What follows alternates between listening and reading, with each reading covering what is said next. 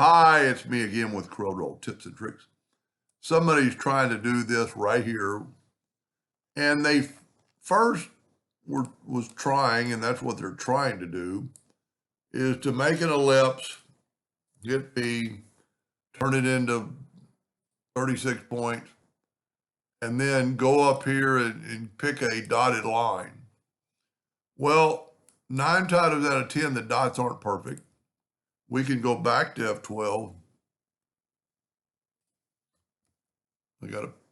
And we could pick fixed dashes.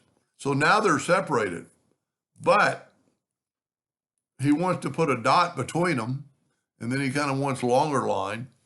And if we look, and if we go and convert this to an object, go up to and break the curve apart, there are 31. So it'd be kind of hard to, well, you could do it, but the math would be bad. So my suggestion is do it this way. Take an ellipse and hit P. Take a 2-point line and hit P. Control D and rotate it 5 degrees. Control D and have another one. And then take this one and Control D and rotate it -5 degrees. Now, then we can take away this line. So we don't need all the other lines now. So we're going to take the virtual segment delete key and delete that. Matter of fact, we'll go across there, maybe make it a little bit easier. Now, we want those lines to be kind of perfect, so I'm going to make my nudge factor 4 inches, and I'm going to nudge this line out of the way and make a duplicate and put it back, and then I'm going to cut this line, and I'm going to take that line and move it out of the way. So that's going to be our long line.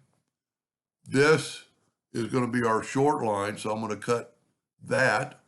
It's not going to be a short line, but it's going to give us a reference to put our circle in the center, because now that's a centerable item.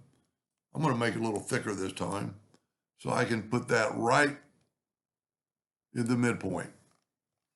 Now I can move this one back and go up and make it 36 points. Well, that's going to be too thick.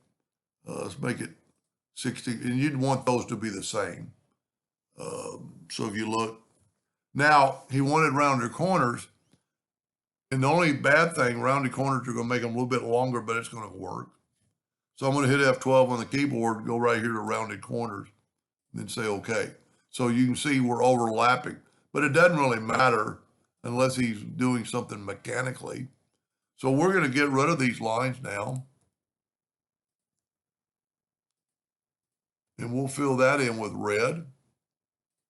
Take away the outline, and we'll group that together, Control G, Control D, alternate C, and rotate it 15 degrees, and look at that.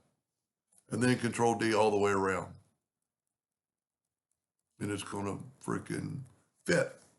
So now you got long, and you can make the line anything you wanted. You could make them thicker, you could make them bigger. You would probably want the balls, the circles, to be the same width, and we could have done that. You know, I would have maybe hit F12 on the keyboard and made my graphic to inches. And then, so if we made let's make a 2-point line, and let's make it 1/2 inch. Let's go ahead and give it round corners. And then we make a ball that is 0.5 with your ratio lock. It's going to be the same. Oop. So if you look now, they're both the same width. So that's how you could have got by that with changing. I want to change mine back because I like drawing in points. But that's one of probably many ways to do it. But working with the dashed lines, you could make 2 or 3 of these this way before you'd figured out the dashed lines, and then trying to put a line between them. And you could do this with any, 5 degrees, 10 degrees apart, do whatever you want. Anyway, I hope that answers. Thank you for watching.